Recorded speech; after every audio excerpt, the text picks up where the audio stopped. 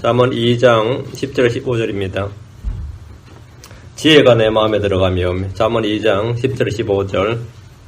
잠언 2장 10절 말씀.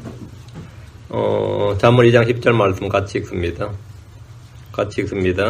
지혜가 내 마음에 들어가며 지식이 내 혼에게 기쁨이 될 때는, 그 다음 그 결과가 뭐냐면, 분별이 너를 보호하며 명철이 너를 보호하여, 쭉 밑에가 이제 지혜가 내 마음에 들어갔을 때 나오는 이제 결과들이 11절, 12절, 이렇게 되겠습니다. 이거 이제 10절부터 12절이 한 세트입니다. 지혜가 내 마음에 들어가며 지식이 내 혼에게 기쁨이 될 때에는, 이게 언제냐 이 말이 지혜가 내 마음에 들어가며. 오늘은 지혜가 내 마음에 들어가며 이 본문을 중심으로 잠언을 공부하겠습니다. 성경에 지혜란 말이 약 한 400배에 훨씬 넘게 나오는데, 위즈덤 이렇게 명사형으로 지혜가 한 222구절, 그리고 wise 현명한 지혜로운 이렇게 형용사로 이제 237구절, 그러면 wise리 아니면 또 wiser 더 지혜로운 지혜롭게 이런 이제 부사 좀 더 많겠죠. 그렇게 하면 총 500분 안 되고요. 이 정도 나옵니다. 성경에 따르면 지혜는 두 종류가 있습니다. 위로부터 나는 지혜, 땅에 속한 지혜입니다. 하나님의 지혜가 있고 마귀에 속한 지혜가 있습니다. 사람의 지혜, 이 세상의 지혜, 육체의 지혜, 육체에 따른 지혜, 육체의 지혜. 이거는 이제 하나님의 지혜와 대조적인 것으로 이제 땅에 속한 겁니다. 하나님이 이 세상의 지혜를 어리석게 만드십니다. 이 세상의 지혜는 하나님께 어리석음입니다. 하나님의 지혜는 세상 사람들에게 어리석은 것으로 보입니다. 이것은 완전히 대조적인 겁니다. 자, 잠깐 기도하고 시작합시다. 위대하시고 거룩한 주 하나님 감사합니다. 하나님께 도우시고 능력 보셨어. 이 시간 주의 영을 충만케 하셨어. 저희가 하나님의 지혜, 위로부터 난 지혜, 또 주께서 주시는 하나님 지혜신 예수 그리스도를 저희가 잘 알게 해주시고, 지혜가 내 마음속에 들어갈 때 이 말씀대로 저희 속에 이 말씀이 주 하나님께서 저희 속에 들어오셔서 저희가 참으로 지혜를 소유하는 그런 성도 되도록 도와주시고, 명철이 있는 그런 성도 되도록 도우시길 간구합니다. 은혜 베풀어 주시옵소서. 아버지 하나님 또 진리의 지식을 깨닫도록 도와주시고, 듣는 길을 허락해 주시고, 마음을 열어주시길 원합니다. 전능하신 주님께서 보는 눈을 주시옵소서. 아버지 하나님 깨닫는 마음을 주시길 원합니다. 영감 있고 은혜로운 말씀이 그대로 있는 그대로 전달되도록 주님 역사해 주시고, 주 하나님께서 시정일간 주관해 주십시오. 감사드리며 주의 성기도합니다. 아멘. 예. 지혜가 내 마음에 들어가며, 이 말은 위로부터 난 지혜, 하나님의 지혜를 말합니다. 육체의 지혜, 세상의 지혜, 사람들의 지혜는 정욕적이고 마귀적입니다. 하나님의 지혜는 하나님께서 주셔야 얻을 수 있는 겁니다. 이 지혜는 우리가 하나님께 구할 때 하나님께서 주시는 겁니다. 처음으로 광야의 성막을 만들 때 하나님은 아홀리압과 부살레엘에게 지혜를 주었습니다. 그들은 한 번도 본 적이 없는 성막과 그 안에 있는 모든 것을 모세가 산에서 본 그대로 만들어야 했습니다. 모세가 말해주면 모세가 본 걸 그대로 만들어야 된단 말이에요. 모세가 사진 찍어 온 것도 아니고, 청사진 블루프린트를 하나 만들어 온 것도 아니고, 그냥 자기가 본 걸 말을 해주면 그거를 그대로 재현을 해내야 되는데, 그건 쉬운 일이 아니죠. 캐리커처 그렸는데 이건 정밀초상 하나 사진처럼 만들어내라는 것과 같은 거예요. 근데 이 아홀리압과 부살레엘은 그걸 다 해냈어요. 모세가 말만 하면 모세가 본 것과 똑같은 모습으로 그걸 재현해냈단 말이죠. 한 번도 본 적이 없는 성막과 그 안에 있는 기물들을. 그래서 하나님께서 그들에게 지혜의 영을 주었다. 이것은 신적인 지혜입니다. 디바인 위덤. 신적인 지혜가 없이는 불가능한 일이었습니다. 모세의 뒤를 이은 여호수아에게 여호수아가 지혜의 영이 충만했다고 되어 있습니다. 모세가 여호수아에게 안수에 설 때 주께서 그에게 지혜의 영을 주셨다. 이렇게 성경이 이래 되어 있어요. 다음에 이제 이런 인물이 누구냐면 다윗입니다. 다윗이 역시 지혜로 충만했는데, 사무엘상 18장 14, 15절에 다윗이 자기 모든 길에서 지혜롭게 행동하니라. 주께서 그와 함께 계시니라. 그러므로 그가 매우 지혜롭게 행동하는 것을 사울이 보고 그를 두려워하였으나, 다윗이 매우 지혜롭게 행동했다. 그게 뭐냐면 주께서 그와 함께 계시니라. 그러므로 그가 매우 지혜롭게 행동하여. 그것이 다윗의 행동이 어땠는지 간에 하여튼 사울은 겁을 먹을 정도. 사울이 두려워했다고 했어요. 사울은 다윗의 지혜를 보고 그를 두려워했는데 그의 지혜가 하나님에서 난 지혜였기 때문입니다. 주께서 그와 함께했기 때문에 다윗은 사울의 모든 신하들보다 더 지혜롭게 행동했습니다. 사무엘상 18장 31절에 그때 블레셋 사람들의 통치자들이 나왔는데 그들이 나온 뒤에 다윗이 사울의 모든 신하보다 더 지혜롭게 행동하므로 그의 이름이 매우 중히 여겨지니라. 지혜롭게 행동하니까 결과가 뭐냐면 사울은 두려워하고 남들은 뭐래요? 그의 이름은 중히 여겨지니라. 다윗의 아들 솔로몬은 역대 왕들 중에 전무후무한 지혜의 소유자였습니다. 그가 어떻게 지혜로운 자가 된 겁니까? 하나님께서 그의 소원대로 그가 구한 것을 주신 겁니다. 여러분 뭘 구합니까? 지혜를 구하십시오. 너희 중에 어떤 사람이 지혜가 부족하거든 모든 사람에 너그러 주시고 꾸짖지 않으시는 하나님께 구하라. 그리하면 그것을 그에게 주시리라. 지혜를 구하라. 지혜가 으뜸입니다. 우리가 구해야 될 것 첫 번째, 아니면 가장 으뜸은 지혜입니다. 그리고 명철을 얻으십시오. 다음은 4장 7절에 지혜는 으뜸 가는 것이니 그러므로 지혜를 얻으라. 내가 얻은 모든 것으로 명철을 얻을지니라. 지혜가 으뜸 가는 것이다. 지혜는 으뜸 가는 것이다. 그럼 지혜는 어디서 찾고 명철은 어디서 오는 겁니까? 어디서 얻는 겁니까? 욥기 28장으로 갑니다. 욥기 28장 12절 20절. 욥기 28장 12, 13절부터 12절 13절 2절. 그러나 지혜는 어디서 찾을 것인가? 명철이 있는 곳은 어디인가? 사람이 그것의 값을 알지 못하며 산 자들의 땅에서 그것을 찾을 수 없도다. 지혜는 어디서 찾을 것인가? 어디서 찾아요? 명철이 있는 것은 어디인가? 찾을 수가 없다. 산 자들의 땅에서는 그것을 찾지 못한다. 지혜는 이 땅 위나 땅 속에 있지 않습니다. 바다 속에 있는 것도 아닙니다. 하늘 위에 깊음에도 없습니다. 14절. 깊음이 이르되 그것이 내 속에 있지 아니하다 하며 바다도 이르되 그것이 내게 있지 아니하다 하느니라. 지혜의 가치는 금이나 은으로 매길 수 없는 것입니다. 황금과 수정으로도 견주지 못합니다. 15절 19절.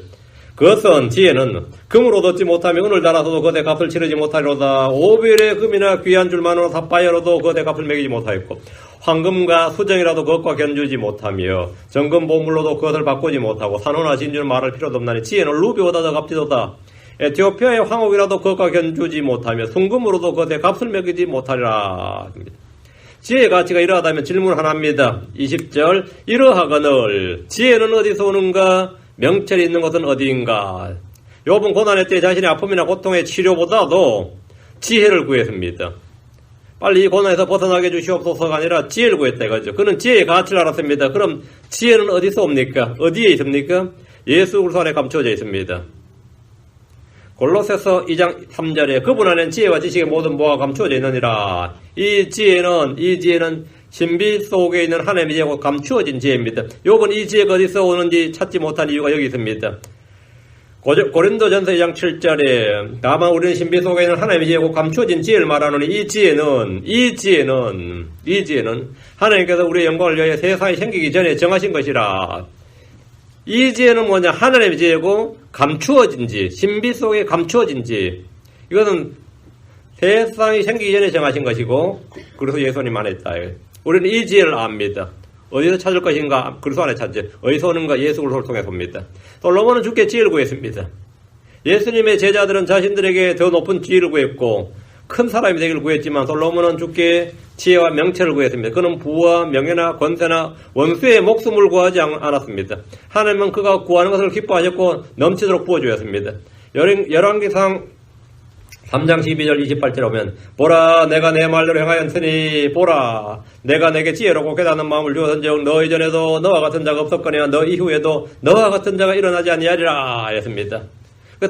솔로몬만큼 위대한 왕은 없다 이 말이에요. 그런 지혜로운 왕은 없어요. 전무후무한 왕이에요. 물론 솔로몬보다 더 지혜로운 사람이 없었냐 그건 아닐 겁니다. 아마 다니엘은 솔로몬보다 더 지혜로웠던 것 같습니다. 다니엘은. 그런데 왜냐하면 이제 마귀를 이야기할 때 다니엘보다 더 지혜로운 자 이래 됐거든요. 그 마귀가 지혜로운 자죠. 그런데 이제 가장 지혜로운 사람 중에서 뽑을 때는 다니엘을 이제 솔로몬보다 더 지혜로운 자 그러지 않고 다니엘보다 더 지혜로운 자였기 때문에 이 다니엘이 아마 지혜로운 자로선 최고였던 것 같아요. 근데 여기서는 왕들 중에 그랬다 이 말이죠. 열왕기상 3장 28절에 왕이 판단한 재판을 온 이스라엘에 듣고 그들이 왕을 두려워하였으니 이는 판단의 공의를 행하기 위한 하나님의 지혜가 그에게 있음을 그들이 보았기 때문이더라. 하나님의 지혜를 봤다. 하나님의 지혜를 봤다면 이 두려움에 떨게 되는 것 같아요. 다윗이 하나님의 지혜를 갖고 있을 때 사울이 두려워했고 솔로몬이 하나님의 지혜를 가지고 판단의 공의를 행할 때 백성들이 두려워했습니다. 솔로몬은 지혜의 대왕으로서 하나님의 지혜이신 우리 주 예수 그리스도 예표입니다. 주님은 솔로몬보다 더 크신 분입니다. 예수님은 솔로몬에게 지혜를 주신 분입니다. 마태복음 12장 4절에 심판 때에 남쪽의 왕이 이 세대와 함께 일어나 이 세대를 정죄하리니 이는 그녀가 솔로몬의 지혜를 들으려고 땅의 맨 끝지역에서 왔기 때문이거니와 보라 솔로몬보다 더 큰 이가 여기 있느니라. 예수님은 솔로몬보다 더 큰 이다. 예수님은 하나님의 지혜이십니다. 우리가 알아야 할 지혜, 구하고 얻어야 할 지혜는 하나님의 지혜, 즉 예수 그리스도입니다. 주께서 자신이 지혜다 이렇게 말씀하셨습니다. 누가복음 7장 35절에 그러나 지혜는 자기의 모든 자녀들로 말미암아 의롭게 되느니라 하시니라. 지혜는 자기의 모든 자녀들로. 지혜가 뭐죠? 한 인격이죠. 지혜는 자기의 모든 자녀들로 말미암아 의롭게 되느니라 하니까 예수님 자신이 지혜다 이 말이죠. 자신이 바로 지혜라고 말씀하신 겁니다. 지혜를 구하는 것은 예수 그리스도를 구하는 것입니다. 지혜를 구하라 이 말은 예수 그리스도를 구하라 이 말이에요. 지혜를 찾으라, 지혜를 구하라. 이 말은 예수를 구하라, 예수를 찾으라. 이 말입니다.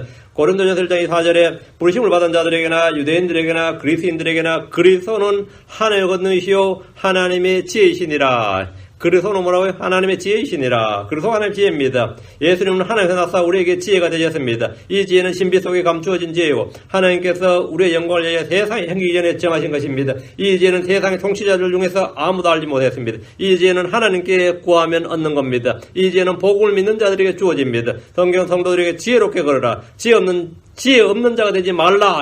지혜 없는 자가 되지 말라. 예수 그리스도 없이. 그래서 내 안에 그리스도 없다. 이거 말이 안 되는 거죠. 그래서 없는 자가 되지 말라. 이 말. 지혜롭게 걸어라. 에베소 5장 15절에 그런즉 너희는 주의하여 어리석은 자가 아니라 지혜로운 자로서 조심스럽게 걸어. 에베소 5장 17절에 그러므로 너희는 지혜 없는 자가 되지 말고 오직 주의 뜻이 무엇인지 이해하라. 지혜로운 자는 주의 뜻이 무엇인지 이해하며 주의하여 조심스럽게 걷습니다. 자, 본문을 봅니다. 자, 사문으로 와서 2장 10절. 지혜가 내 마음에 들어가며 지식이 내 혼에게 기쁨이 될 때에는 지혜가 들어온다. 지혜는 생겨나는 게 아니에요. 지혜는 외부에서 들어오는 겁니다. 지혜는 외부에서 들어오는 거예요.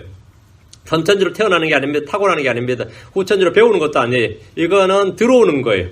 지혜는 머릿속으로 들어오는 것이 아니라 마음속으로 들어가야 됩니다. 지혜가 내 마음에 들어가며 마음으로 들어가는 겁니다. 성경은 언제나 마음을 다루지 머리를 다루지 않습니다. 한국 사람들은 마음을 다루지 않고 언제나 머리를 다룹니다. 여러분의 언어를 딱 보면 알아요. 우리가 쓰는 언어를 보면 머리가 좋다. 참게 머리가 좋아. 그렇죠? 마음이 좋아. 그래요? 머리가 좋다. 그러죠? 아니면 머리가 나빠. 머리가 돌머리다. 새머리다. 닭대가리다. 어때요? 닭마음이다. 그런 사람 없지. 닭대가리다. 그렇지. 붕어 대가리 그러고 뭐 욕할 때면 전부터 대가리로 들어가잖아요. 그게 뭐냐. 머리를 한국 사람 온종 머리에 집중입니다. 모든 머리다 이거죠. 그래서 성경은 머리가 아니라 언제나 마음입니다. 배움의 핵심은 마음에 있습니다. Learn by heart라고 하죠. Learn by head라고 하지 않습니다. Learn by heart라고 그래요. 마음으로 배운다 이 말이에요. 마음으로 배운다. 그 이제 한국식 교육과 미국 유대인식 교육의 가장 큰 차이가 한국식 교육은 전부 다 Learn by head예요. 항상 머리를 강조해요. 그 생각해라 하고 계속 머리를 강조하죠. 이 유대교식 방식은 머리가 안 되는 사람은 안 되는 줄 알아요. 그 대신 거기에 애정을 갖도록 계속 교육을 시킵니다. 얘가 법률가가 될 리걸 마인드가 전혀 없는데 얘를 법을 공부시키고 싶으면 법이 얼마나 좋은가를 설득시키고 얘한테 애정을 갖도록 몇 년을 투자해요. 그런 사례를 보여주고 그러면 걔가 법을 내가 공부해야겠구나. 이게 법이 참 중요한 거라서 마음에 마음의 하트에 이게 딱 되면 그때부터 공부가 가능해집니다. 마음에 그게 딱 들어오면 공부가 가능해져요. 그게 수학이든 물리든 뭐든 다 마찬가지예요. 이게 내가 참으로 해야 될 일이구나. 이게 참, 근데 난 소질은 별로 없어, 보니까.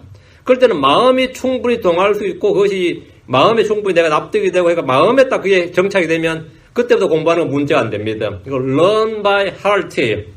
한국 사람은 해볼까? 아무리 가르쳤는지 안 되는데, 소질없다. 끝내자. 여기서 끝내자. 왜? 항상 헤드로 하니까 그래요. 그러다 보니까 나중에 배우던 돌아버린 애들 많죠. 마음이 뒷받침이 안 돼서 그렇습니다. 사람이 어떤 것에 마음이 있으면 그것에 대해 잘 배우고 잘 이해하게 됩니다. 통 관심이 없는데 세월이 지나 보니까 내가 그쪽에 관심이 있더라고요. 그거 해보니까 마음이 재밌더라, 좋더라. 그것도 잘 배워져요. 저는 도무지 안 되는데 그거는 머리의 문제가 아니라 마음의 문제다 이 말입니다. 저는 그 관심이 없을 때는 내가 그게 안 좋아할 때는 안 배워지죠. 말해도 이해도 안 되고 관심도 없고 정 아니라 말이에요. 근데 한번 마음이 끌리거나 거기에 애정을 두면 어떻게 되죠? 쉽게 배우게 됩니다. 그때부터는 혼자서 배우려고 그러고 알아서 배우고 또 탐구하게 되면서 요령을 터득하고 막 그래요. 음악을 좋아하는 사람은 그렇지 않는 사람보다 훨씬 더 쉽게 음악을 잘 이해합니다. 그 머리의 문제가 아니라 마음의 문제예요. 산을 좋아하는 사람은 세계 명산을 다 외우고 있습니다. 산을 좋아하는 사람 다 외워요. 배움의 핵심은 머리가 아닌 마음이라는 것은 많은 연구 결과를 통해서 드러나는데 IQ보다는 EQ가 더 중요하다고 합니다. IQ는 intelligent이죠. EQ는 emotional이에요. 이게 마음의 문제가 더 중요하다 이 말이에요. 하나님은 머리가 지혜로운 사람이 아니라 마음이 지혜로운 자를 언급하셨습니다. 그래서 주를 사랑하는 사람, 마음을 죽게 둔 사람이 주의 말씀을 잘 깨닫습니다. 그 마음을 죽게 둔 사람, 마음이 하나님께로 향한 사람이 성경을 잘 깨닫는다 이 말이죠. 잘 깨달아요. 마음이 비뚤은 자들을, 마음이 약한 자들, 마음이 더러운 자들은 배워도 잘 깨닫지 잘 깨닫지 못합니다. 언제나 핵심은 마음입니다. 마음이 순수한 자들은 복이 있습니다. 마음이 강팍하고 굳어져 있으면 믿지 못하고 깨닫지 못합니다. 주님은 제자들의 머리가 나쁘다고 책망한 적이 한 번도 없습니다. 어찌 그리 머리가 안 돌아가냐? 이건 한국 사람의 어법이에요. 어찌 그리 마음이 완악하냐? 어찌 마음이 그렇게 굳어있느냐? 아직도 마음이 굳어있느냐? 이런 거죠. 주님께서는 제자들의 머리를 책망하신 일 없어요. 단 마음이 완악하고 굳어있을 때 너희 마음이 아직도 굳어있느냐? 너희 마음이 아직도 완악하냐? 이렇게 책망하셨습니다. 삶의 모든 문제는 마음에서 나옵니다. 사람을 더럽히는 것들로 마음에서 나옵니다. 복음을 들을 때 마음으로 믿어야 의에 이릅니다. 마음으로 믿는 믿음이 아니면 아무 소용이 없습니다. 주를 사랑할 때 마음을 다해 사랑해야 됩니다. 현대분들은 마음을, 하트를 대부분 다 생각으로 바꾸어서, 마인드로 바꾸어서 지혜가 내 머릿속으로 들어가며 이렇게 이건 아닙니다. 이거는 그리스예요. 그리스 철학이라고 그러죠. 그리스는 리즈닝, 이성을 중시합니다. 그 히브라이즘, 이거는 하트예요. 그릭은 이성이죠. 그 이제 기독교가 원래 기독교는 마음을 성경 마음을 다룹니다. 이것이 이제 유럽으로 갔을 때, 그리스로 갔을 때 이게 기독교가 철학이 된다 그래요. 기독교가 철학이 되고, 맞죠? 기독교 철학이 됩니다. 미국으로 오면 뭐가 되죠? 기업이 되죠.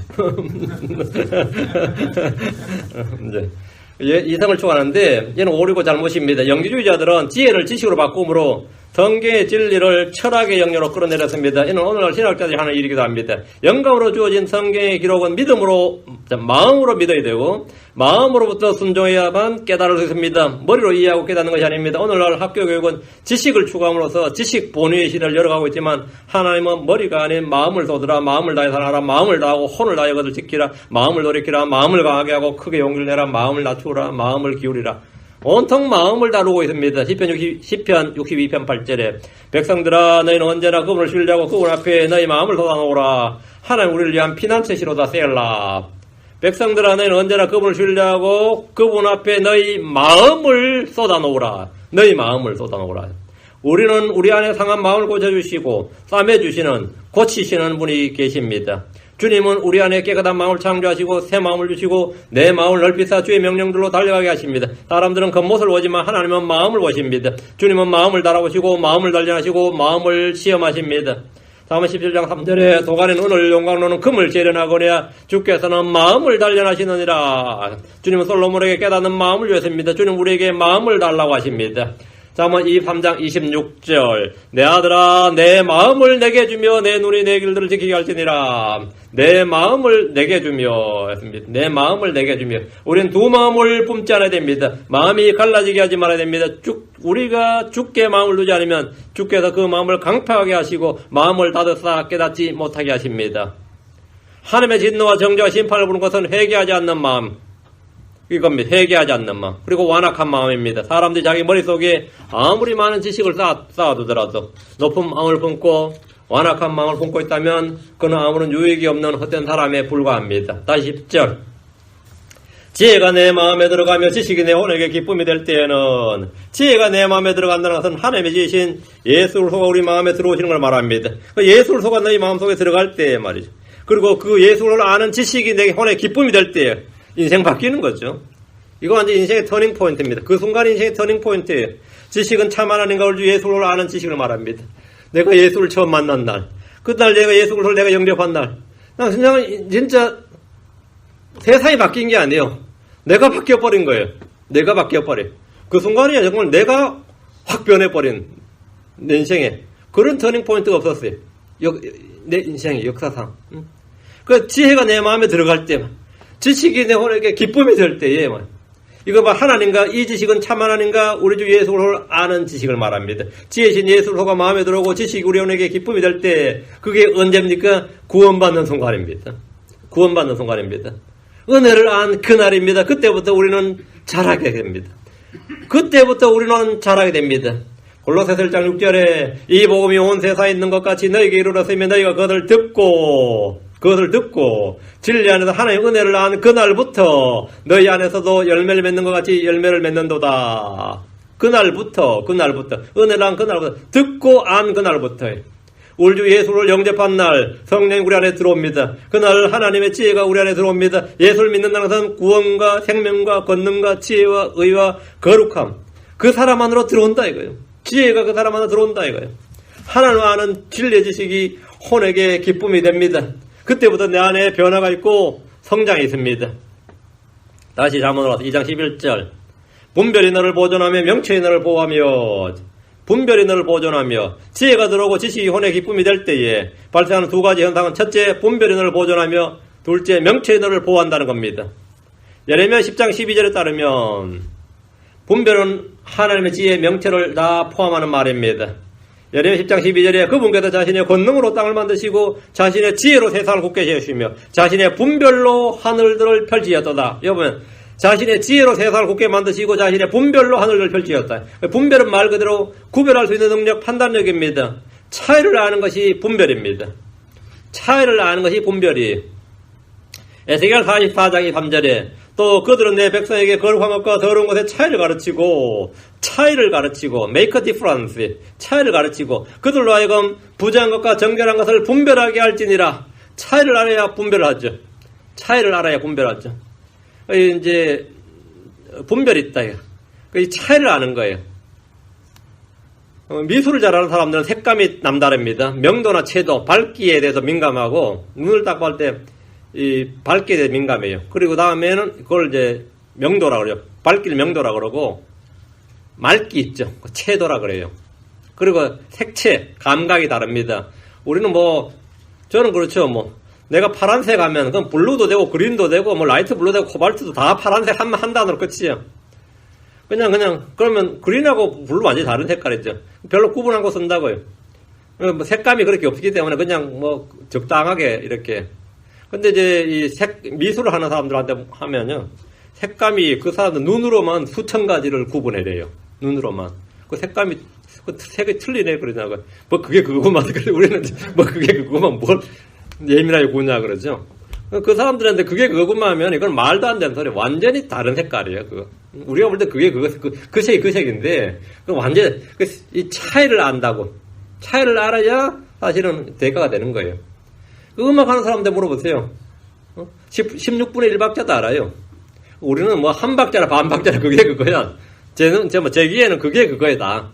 웬만큼 안 하면은, 비슷하네. 그게 그거지만, 음을 특히 주의하는 사람들. 이런 사람들은 말로 못하죠. 박자나 색이, 그런 것까지. 그런 것까지 다 분별해요. 분별 못하는 건 못하는 거죠. 이런 분별력이 차이를 아는 능력이, 우리도 반대로 성경도 마찬가지입니다. 이 영적으로 민감하다는 것은 하나님의 말씀의 그 차이를 다 알아내는 거예요. 차이를 다 알아내야 돼. 근데 그 말씀이네요. 개혁이나 킹제임스나 그게 그거구만 이러면 어때요? 이거 완전 생매이구나. 우리는 이거 완전 음치구나. 이거 박치구나. 이건 그게 그거예요. 그 사람들한테는 차이를 가르쳐줘도, 그게 그거죠. 이래요. 그게 그거죠. 우린 대문자, 소문자까지, 콤마가 있는지 없는지까지 따지는데, 그 사람들한테 그거 전혀 중요하지 않거든요. 그 뜻이 그 뜻, 그렇게 따지냐. 근데 이 아는 사람들한테는 그건 엄청나게 중요한 거예요. 엄청나게 중요하다, 그냥. 엄청나게 중요하죠. 우리 주님께서 이 분별력을 말해 차이를 가르치고, 분별하게 할지니라, 이 말은 차이를 아는 것이 분별입니다. 차이를 아는 것이 분별이에요. 우리 주님께서 책망하실 때 보면 누가복음 12장 56절에 주께서 너희 위선자들아 너희가 능히 하늘과 땅의 모습은 분별하거냐 어찌 이때는 분별하지 못하느냐 하셨는데 이는 그들이 하늘과 땅 같은 외적인 것들의 모습을 분별하지만 때와 시기를 아는 분별력이 전혀 없었기 때문입니다. 지혜는 분별과 함께 거합니다. 잠언 8장 12절에 나 지혜는 분별과 함께 거하며 재치 있는 창한물에 대한 지식을 찾아내거니와 합니다. 선악의 차이를 알고 의와 불법의 차이를 알고 의와 불의, 법과 불법의 차이를 아는 것. 이 차이를 아는 것이 분별입니다. 정결한 것과 부정한 것의 차이를 안다면 거룩한 것과 더러운 것의 차이를 알고 영적인 것과 속된 것, 영적인 것과 육신적인 것. 이 차이를 알아야 된다. 이 차이를 아는 것. 이것이 바로 분별력입니다. 분별력이. 잠언은 단순한 자에게 민감함을 주고 젊은 자에게 지식과 분별을 주기 위해서 기록되었습니다. 분별은 지혜가 마음에 들어오고 지식이 혼의 기쁨이 될 때 주어지는 선물입니다. 잠언 18장 15절에 분별 있는 자의 마음은 지식을 얻고 지혜로운 자에게는 지식을 구하느니라. 지혜로운 자에게는 지식을 구하느니라 하십니다. 다시 11절. 명철이 너를 보호하리라. 명철은 understanding, 깨달음입니다. 명철은 깨달음이에요. 성경에 따르면 악에 섰다라는 것이 명철입니다. 욥기 28장 28절에 또 사람에게 이르시기를 보라. 주를 누리하는 것이 이고 지혜요 악에 섰다라는 것이 명철이니라 하셨느니라. 악에 섰다라는 것이 명철이니라. 명철이 뭐냐? 악에 섰다라는 것입니다. 마귀는 지혜로운 자인데 명철은 없는 자죠.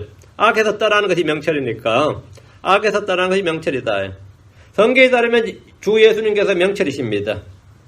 예. 다음 8장 14절. 다음 8장 14절. 계략과 건전한 지혜가 내 것이니 나는 명철이니라. 나는 명철이니라. 내게 능력이 있으므로 나는 명철이니라. 주님 your I am understanding. 나는 명철이다. 명철은 악을 분별하고 그것을 피하고 거절하고 떠나는 능력입니다. 지혜와 분별, 명철은 불가분에 관련이 있습니다. 그럼 명철은 누가 얻습니까? 그분의 명령들을 행하는 자는 좋은 명철이 있습니다. 시편 111편 10절에 시편 111편 10절에 주를 누려하는 것이 지혜의 시작이라. 그분의 명령들을 행하는 모든 자에게는 좋은 명철이 있나니 good understanding 있나니. 그분의 명령들을 행하는 모든 자에게는 명철이 좋은 명철이 있나니 그분을 찬양하면 영원토록 지속되는도다. 악에서 떠나는 방법이 뭐냐면 그분의 명령들을 행하는 겁니다. 이것이 좋은 명철이. 명철은 주의 말씀을 묵상할 때 주어집니다. 시편 119편 99절에 119편 99절에 주의 증언들이 나의 묵상이 되므로 나의 모든 스승보다 내게 더 많은 명철이 있으며. 명철은 주의 입에서 나오는 것이기 때문입니다. 명철은 주의 입에서 나온다.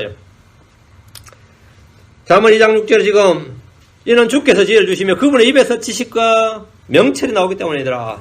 그분의 입에서 나온 게 뭡니까? 그분의 호흡이죠. 그건 바로 숨 영감입니다. 그게 하나님의 말씀의 전능자 영감이라고. 전능자 영감. 하나의 모든 성경 기록들은 하나의 영감으로 주신 것으로 했습니다. 주께서 지혜를 주시며 그분의 입에서 지식과 명철이 나오기 때문이라. 명철이 나오기 때문이니라. 이 기록된 모든 말씀은 명철의 말씀이다. 다시 11절. 잠언 2장 11절. 분별이 너를 보존하며 명철이 너를 보호하여. 보존과 보호네. 보존. preserve죠. 보호한다. protect. 자, 우리 keep, preserve, protect. 이 말이 성경에 많이 나옵니다. 자신을 보호하기 위해서 백성들은 군대가 필요하고 시민들은 경찰이 필요합니다. 왜 우리가 세금 내가지고 군대 만들고 경찰 만들어요? 보호예요. 보호. 사람들은 자신을 보호하기 위해서 힘이 필요하다는 걸 압니다. 근데 경찰이 나를 보호하지 못하기 때문에 뭐가 필요하죠? 이거 미국 사람들은 스스로 자신을 지키기 위해서 보호하기 위해서 뭐죠? 총으로 무장을 합니다. 총이 필요하단 말이죠. 이 총이 있다는 건 엄청난 거예요. 이 덩치가 막 이런 놈들이 말이죠. 조그만 사람들을 마구자로 못 패는 이유가 뭐죠? 저 사람에게 총이 있을지 모른다는 것 때문이죠. 총이 있을지 모른다는 이 한 가지 의구심이 하나 있으면 그 사람은 함부로 공격할 수 없어요. 총이 없다는 걸 확인하기 전까지 공격을 못 합니다. 총이 있어버리면 뭐가 되는 거죠? 전부 다 똑같, 세임이 돼버려요. 남자, 여자를 막 펼 수 있다. 근데 그 사람이 총이 있을지 모른다는 마음이 딱 있으면 뭐 되는 거죠? 못 패요. 총이라는 것은 모든 것에 뭐가 되는 거냐? 세임을 만들어버립니다. 동등한 힘을 뒤집어버려. 왜 북한이 핵을 만들려고 그래요? 핵을 만들어버린 순간에 모든 세임이에요. 핵을 갖추어버린 순간에 모든 군사력은 세임이 되는 겁니다. 핵이 있는 순간에. 마음대로 못 건드린다 이거죠. 못 건드린다. 총으로 날 지킨다. 그래서 이 자기를 지키기 위해서 총이 필요하다. 뭐 그렇게 주장하는 거죠. 이제 총기 소유자들이 하는 말이에요. 총으로 자신을 지키겠다 이거예요. 그런데 총으로 인해 죽는 사람이 요즘 많이 나오니까 총기 난사 뭐 총기 이러니까 총기를 규제해야 된다고 막 주장하는데 총기 규제법을 만들려고 하지만 총기 규제 법률이 안전을 담보하지는 않습니다. 그러면 우리 총으로 죽는 사람이 더 많아질 겁니다. 이 참 아이러니하게도 그래요. 사람이 총을 가졌다고 해서 내가 총을 가졌다고 해서 총이 나를 술이나 마약으로부터 지켜주지는 않습니다. 내가 총을 아무리 좋은 총을 가졌다 해서 그 총이 말이죠. 나를 술이나 마약으로부터 안전하게 지켜주는 건 아니단 말이죠. 강력한 군대가 핵으로 무장한 강력한 군대가 있다고 해서 그 나라 시민들이 음료로부터 안전한 건 아니에요. 음료로부터 안전한 건 아니에요. 경찰이 있다고 해서 내가 음행으로부터 안전한 것이 아닙니다. 내가 돈이 많다고 해서 도박이나 사기나 속임수로부터 안전하지 않습니다. 친구가 많다고 해서 악한 자들로부터 안전하지 않습니다. 높은 학위가 있다고 해서 그가 정력으로부터 안전하지 않습니다. 많은 유명인사들이 연일 스캔들로 몰락합니다. 그들은 자신을 보존할 분별과 자신을 보호해주는 명철이었기 때문입니다. 사람을 보존하고 보호하는 것은 분별과 명철입니다. 지금은 참으로 위험한 시기입니다. 우리가 사는 이 시기가 굉장히 위험한 시기. 마지막 때 위험한 때가 도래하리라 했는데 지금이 바로 그런 위험한 때예요. 시간이 흐를수록 사회는 안전해지는 것이 아니라 점점 더 위험해집니다. 요즘 아이들 어릴 때부터 학교로 보내지만 거기서 악한 것들을 배워서 옵니다. 학교에서 악한 것들을 배워서 옵니다. 학교에서 친구들로 인해서 인생 망친 이들이 한둘이 아닙니다. 학생들은 학교에서 안전하지 않고 군인들은 군대에서 안전하지 않습니다. 시민들은 이 사회에서 안전하지 않습니다. 우리는 거의 매일 차를 몰고 다니지만 도로에서 결코 안전하지 않습니다. 그럼 안전 어디에 있습니까?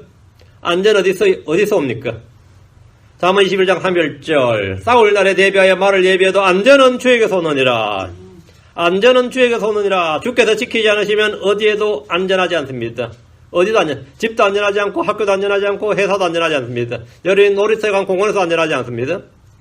어디로 가서 물놀이 가도 안전하지 않고 산에 가도 안전하지 않아요.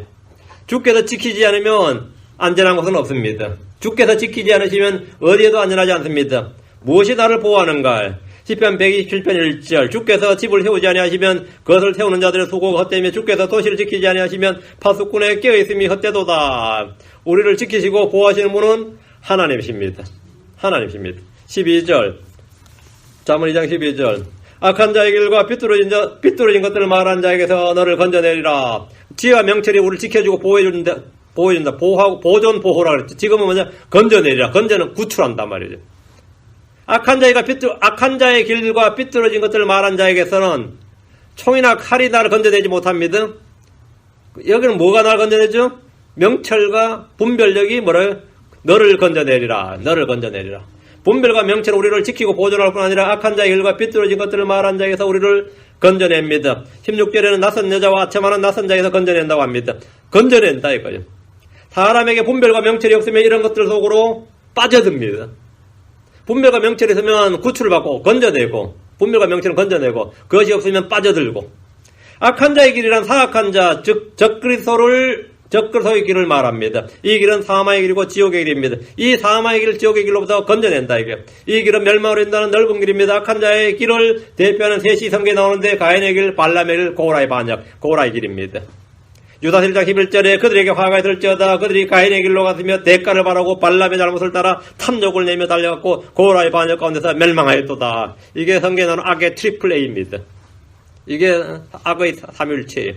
가인의 길, 발람의 길, 고라의 반역. 악한 자의 길이란 육신의 정욕과 안목의 정욕과 인생의 자랑을 추구하는 길입니다. 이것도 트리플 A입니다. 육신의 정욕, 안목의 정욕, 인생의 자랑입니다. 우리가 걸어야 할 길은 진리의 길, 의의 길, 주의 길, 생명의 길, 구원의 길, 화평의 길, 바른 길입니다. 분별과 명철은 악한 자의 길과 삐뚤어진 것들을 말한 자에게서 너를 건져내리라 이 말씀대로 우리를 거기서 건져내서 주의 길, 의의 길로 걷게 합니다. 다시 12절 삐뚤어진 것들을 말하는 자, 삐뚤어진 걸 말한 자, 바른 것을 말하지 않고 삐뚤어진 걸 말한다요. 바른 것을 말하지 않고. 삐뚤어진 이건 뭐냐면 뒤틀린 것, 삐뚤어진 것들을 말하는데 뒤틀린 것, 꼬인 것, 크룩트죠, 크룩트. 이게 이제 프로월드 이게 이제 고어입니다. 근데 이걸 현대어로는 이렇단 말이죠.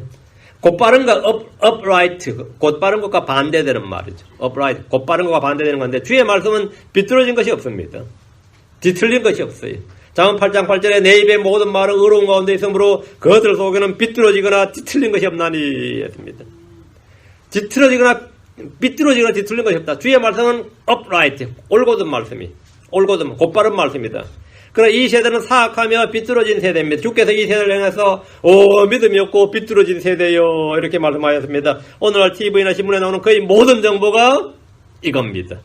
삐뚤어진 것들을 말한다. 앵커가 하는 말, 신문 기자가 하는 말은 대부분 다 뒤틀린 것, 삐뚤어진 겁니다. 뒤틀린 것, 삐뚤어진 거예요.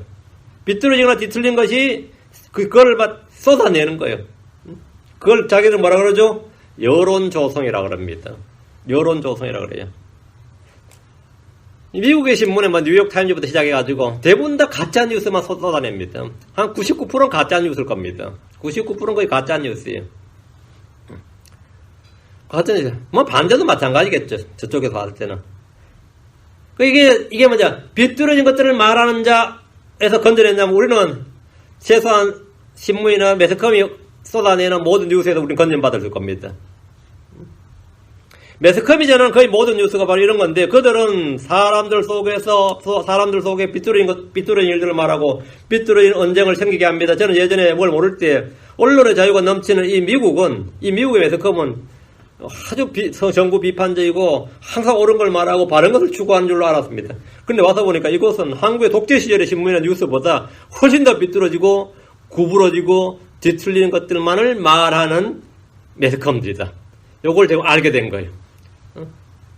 뭐 CNN 같은 건 거의 사실은 방송 가치가 없는 이 언론입니다. 그런 건 그건 완전히 찌라시도 그런 적이 없어요. 엄청나게 연일 쏟아내는 엄청난 양의 정보나 말들 중에 바른 것이 거의 없습니다. 명철과 분별은 이런 것에서 너를 건져준다고 합니다. 제가 크리스천이 아니었다면 아마도 뉴스를 거의 다 안 믿었을 겁니다. 뉴스에 나오는 거 거의 다 안 믿었을 거예요. 내가 크리스천이 아니었다면. 물론 모르지만 명철과 분별은 이런 것에서 너를 건져준다 이렇게 말합니다. 건져준다. 요즘 한국의 뉴스나 신문들을 보면 99% 거짓말입니다. 그들은 자기들이 사람들에게 옳다고 믿게 하고 싶은 것들을 말합니다. 그 신문은 진리나 진실을 말한 것이 아닙니다. 그거는 진리를 말한 건 성경이고 진리나 진실은 성경이 말한 것이고 신문이나 뉴스는 방송은 뭐냐 시민들에게 이렇게 믿어야 한다고 자신들이 믿게 하고 싶은 것들을 방송하는 거예요. 그 조선일보 신문사에서 자신들이 사람들이 이렇게 믿어줬으면 좋겠는데 KBS는 MBC는 SBS는 모든 방송사는 다 자신들이 믿게 하고 싶은 대로 방송하는 거예요. 사람들이 자기들이 사람들이 옳다고 믿게 하고 싶은 것들을 말을 하고 그걸 뭐라 그러냐면 여론 조성이라 그럽니다. 그렇게 해서 여론을 만들어내는 거예요. 여론은 말 그대로 조성입니다. 만들어내는 겁니다. 여론은 자기들이 만들어내고 형성하는 거예요. 없는 걸 만들어내야 돼. 만들어내려면 그들이 그렇게 말을 쏟아내야 되는 거죠. 그들이 말하는 여론 조성, 그들이 믿게 하고 싶은 것들을 믿도록 계속 방송을 한다는 뜻입니다. 그게 여론 조성입니다.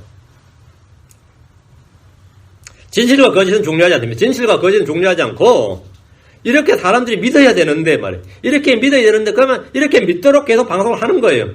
그것이 그렇게 믿게 하고 싶은 것들을 믿도록 만드는 것이 언론의 역할이고 힘입니다. 분별과 명철은 이런 비뚤어진 것들을 말하는 언론 매체에서 우리를 건져내줍니다. 건져내지. 분별과 명철은 비뚤어진 것들을 말하는 학자들이나 전문가들이란 사람들의 의견과 이론과 학설에서부터 우리를 건져내줍니다. 전문가 누가 다 쓸데없는 소리 그걸 우리를 건져내준다면 성경을 한다는 것은 세상에 수많은 거짓 종교와 거짓된 철학과 거짓을 걷는 과학과 사람들의 전통과 수많은 학자들의 견해로부터 우리를 지켜주고 건져주는 겁니다. 그래서 수많은 도서관에 있는 몇만 권의 장서들 있죠. 거기서 나오는 모든 말하는 것들에 그건 대부분 다 99.9%가 거짓말입니다. 예를 미국 국회 도서관, 의회 도서관이 제일 크다 그러죠. 하버드 도서관이며 1층부터 6층까지 있는 모든 책들.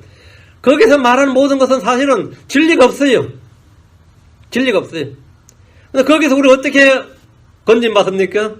여기 나오죠. 명철과 분별이 너를 건져내준다 이거예요. 교회 내에 들어온 거짓 대언자와 거짓 사도와 거짓 교사와 거짓 형제들, 거짓 유대인들의 비뚤어진 말들로부터 우리를 보호하고 건져내주는 게 뭡니까? 진리의 말씀드립니다. 13절입니다. 잠언 13절. 그들은 곧바로 행로들을 떠나 어두운 길들로 걸으며 사람 앞에는 두 가지 길이 있습니다. 곧바로 행로 어두운 길입니다. 생명의 길과 사망의 길입니다. 악한 자와 삐뚤어진 자는 곧바로 행로를 떠나서 어두운 길들로 걷습니다. 이미 말씀드린 대로 어두운 길들이란 사망의 길입니다. 사망의 길이에요. 주께서 사람들 앞에 생명의 길과 사망의 길을 두셨습니다. 사람이 둘 중에 한 가지밖에 없습니다. 이 둘 중에 중간 없어요. 예레미야 21장 8절에 너는 또 이 백성에게 이르기를 주가 이같이 말하노라. 보라, 내가 너희 앞에 생명의 길과 사망의 길을 두었노라. 사람 앞에는 생명의 길과 사망의 길만 있습니다. 자, 어느 길로 걸을까는 각자가 선택하는 겁니다. 선택은 각자 자유입니다. 주님은 사람들에게 자유의지를 주셨습니다. 선택에 따른 책임은 각자가 져야 됩니다. 신명기 21장 26절 28절. 신명기 21장 26절 28절.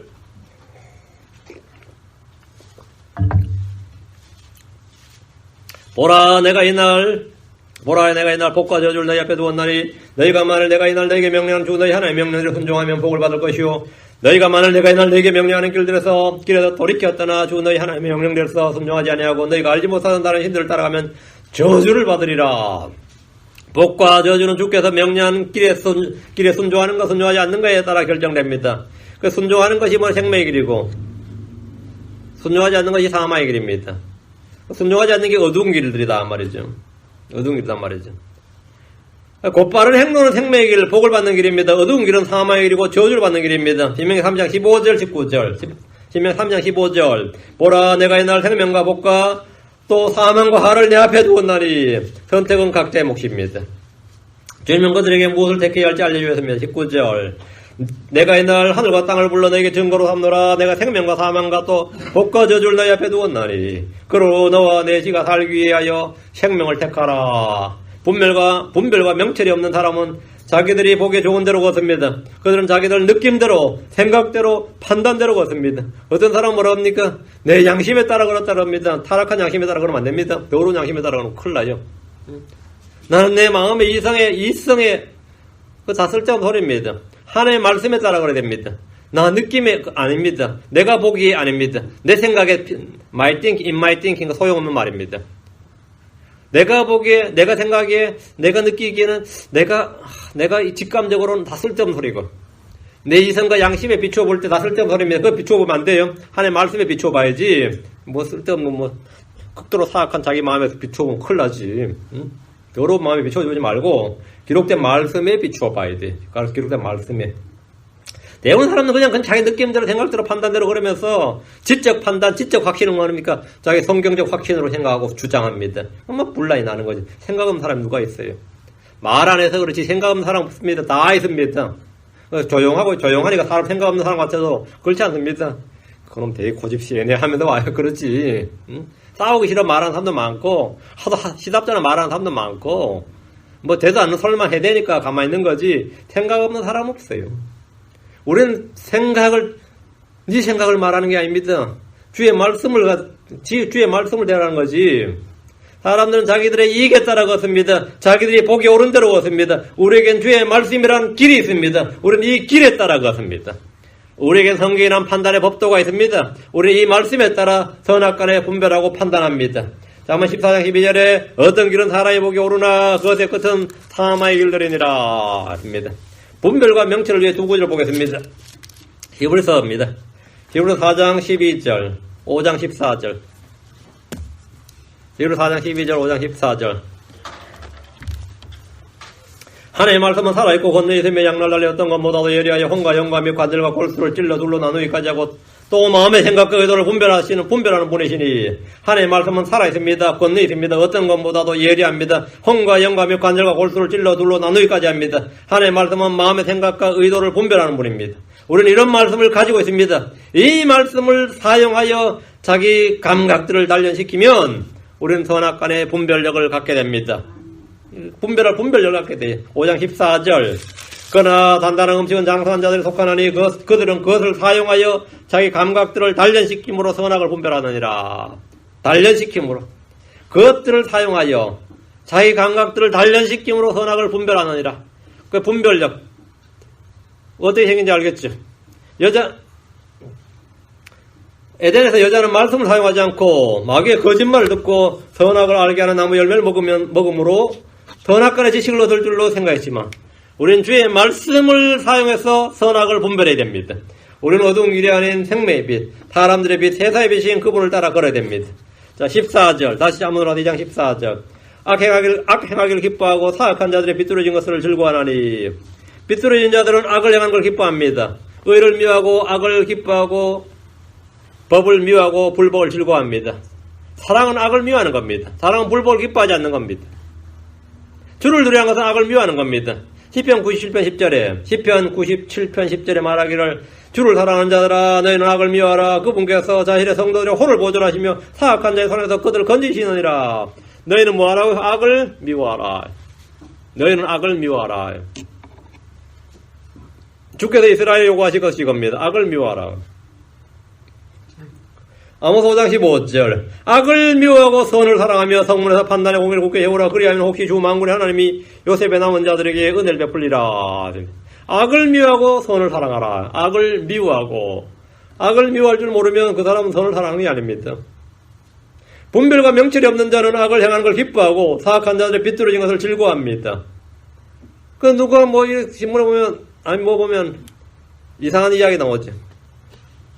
근데 아이고 야 나는요 그래도 부럽다 야. 그러면 어떻게 된 거죠?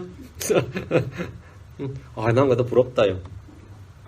제가 그저께 신문을 봤어요. 우리 시절에 아주 유명했던 브라질에 진짜 슈퍼스타였어요. 호나우지뉴라고 있어요. 근데 얼마 후에 두 여자하고 결혼한대. 지금 두 여자 같이 살고 있는데. 내가 브라질이 일부 다처제가 되는 나라인가 그랬더니 내가 찾아봤어요. 그거는 불법이에요. 8년 이하의 징역에 취한다. 근데 어떻게 아무리 슈퍼스타라도 두 명하고 중혼을 하지 했더니만 말이 안 되잖아. 그런데 옆에 누가 야 그래도 능력이 부럽다 그러면 어떤 거죠? 아니면 누가 막 했다. 야 그래도 야 나는 뭐 그건 그렇다 치고 그런 말 못된 놈이라 그래도 야 한편으로 부럽다. 어때요? 악을 미워하고 되고 안 돼요? 불을 기뻐하지 않냐고. 사실 본성 속에 육신의 본성이 이런 게 뭐냐면 악을 향을 들을 때 물론 정죄해야 할 건 다 하지만 그래도 한편으로 부럽다. 야 그러면 한편 부러 이런 거 있죠. 그 자신의 악함을 지금 드러내는 거예요. 응? 자신의 악함을 우리는 일상생활의 언어를 통해서 그 드러내는 거 많아요. 아, 참 사악하구나. 아직도 여러분이 어떤 영화를 봤는데, 아니, 근데 굉장히 지고지순한 사랑이야. 아, 이런 불륜이야. 나도 저런 뜨거운 사랑하고 싶다. 어때요? 악을 미워하고 있는 게 사랑하는 거예요. 사랑하는 거예요. 육신의 정욕을 미워하는 게 아니라 사랑하는 거예요. 제가 아는 목사님이 신발을 갖다 집에 왔더니만 11시간 넘더래요. 옷 대충 씻고 옷 갈아입고 그냥 자려고 하다 그냥 TV를 탁 틀었는데 그 TV가 없어야 돼요. TV를 탁 틀었는데 그때 심야 영화를 하더라는 거예요. 그게 닥터 지바고요. 근데 그냥 싹 빨려들더래. 아침부터 저녁까지 신방 갔다 와서 막 지쳤는데 그 영화에 싹 서론의 풍경에 싹 빨려드는데 그게 불륜 영화입니다. 근데 자기 마음속에 나도 저런 뜨거운 사랑을 한번 해보나. 이 양반 나이 많은 분이에요. 근데 내가 미쳤나 그랬어요. 나도 내가 좀 미쳤나 싶어요. 육신이라는 것은 죽어있지 않습니다. 죽어있는 것처럼 보이는데 조금만 불꽃을 일으켜주면 활활 타오르는 겁니다. 육신의 정욕이라는 것이 안목의 정욕이라는 것이 인생의 자랑이라는 것이 내가 숨을 거둔 그날까지요. 죽어있는 그 나이 들어서 힘이 없는 것이 죽어있는 거 아니에요. 나이가 들면 힘이 없는 거지. 그리고 기회가 없는 것이고 시간이 없는 것이고 뭐 그래서 못하는 것이지 죽어있는 거 아닙니다. 여러분 나이 들었다고 그 없어진 줄 압니까? 양로병원 가도 그 늙은 할머니들 휠체어 타고 있는 분들도 다 그 있습니다. 그냥 거의 포기하고 사는 거지 그냥 포기하고 사는 거지 없는 거 아니에요. 그러니까 이게 육신형이 그런 겁니다. 성령으로 몸의 행기를 죽이지 않으면 말이에요. 너희 지체를 죽이라. 그거 안 되면 우리는 언제나 그게 노출되어 있는 거예요. 누구는 죄를 많이 짓죠. 그래 막 어떤 자매한테 그래서요. 당신 남편만 그런 거 아니라고. 그분은 다만 기회와 시간과 능력이 있어서 한 거고 나 같은 사람 없어서 못한 거라고 그러세요. 전혀 그렇지 않아서 하는 게 아니라 본능이 없나 그런 게 없는 게 아니고 다만 그런 게 안 되니까 못하는 거라고. 사람 다 똑같아요. 사람도 똑같아요. 그게 마음 넓게 풀고 그냥 용서하라고. 회개만 요구하면 되겠지. 그럼 우리는 어떻게 되냐? 우리는 악을 행하지 말아야 된다. 오케이. 그럼 악을 행하지 말아야 된다. 악을 행하지 않으려면 악을 생각하지 말아야 됩니다. 악을 생각하지 않으려면 생각나는데도 생각 안 해요. 악을 미워할 줄 알아야 됩니다. 미워할 줄 알아야 돼. 그때 그 마음이 악을 미워할 줄 알아야 돼. 그래서 그게 돼야 생각이 안 나는 거예요. 마음의 문제 해결되지 않으면 생각의 문제 절대 해결 안 됩니다. 마음이 가장 근본이에요. 마음에서 해결되지 않으면 생각이 해결 안 돼. 생각이 해결되지 않으면 행동은 해결 안 됩니다. 그게 제일 중요한 게 마음이단 말이죠. 마음이다. 우리는 악을 선하지 말아야 될 뿐, 악을 꾀하지 말고, 악을 생각하지 말고, 악을 선하다고 하지 말고, 악을 기뻐하지 말고, 악을 거절하고 선을 택할 줄 알아야 됩니다. 택할 줄 알아요. 잠언 16장 6절 17절. 긍휼과 진리로 말미암아 불법에 정결하게 되며 주를 두려움으로 말미암아 사람들이 악을 떠나느니라. 주를 두려움으로 말미암아 사람들이 악을 떠나느니라. 주를 두려움으로 악을 떠납니다. 그 주를 두려워하지 않으면 아무것도 아닌 거죠. 주를 두려워하는 것이 뭐라고요? 지혜의 시작이다 했죠. 악을 미워하는 것이 뭐라고요? 명철이니라. 다음 16장 17절 곧바른 자의 큰 길은 악을 떠나는 것이니 곧바른 자의 큰 길은 악을 떠나는 것이니 자기 길을 지키는 자 자기의 길을 지키는 자는 자기 혼을 보존하느니라. 곧바른 자의 큰 길은 악을 떠나는 겁니다. 15절 그들의 길들은 구부러지고 그들은 자기 행로들에서 비뚤어진 자들이로다. 주의 길은 곧습니다. 의의 길은 곧습니다. 걸려 넘어지게 하는 것이 없습니다.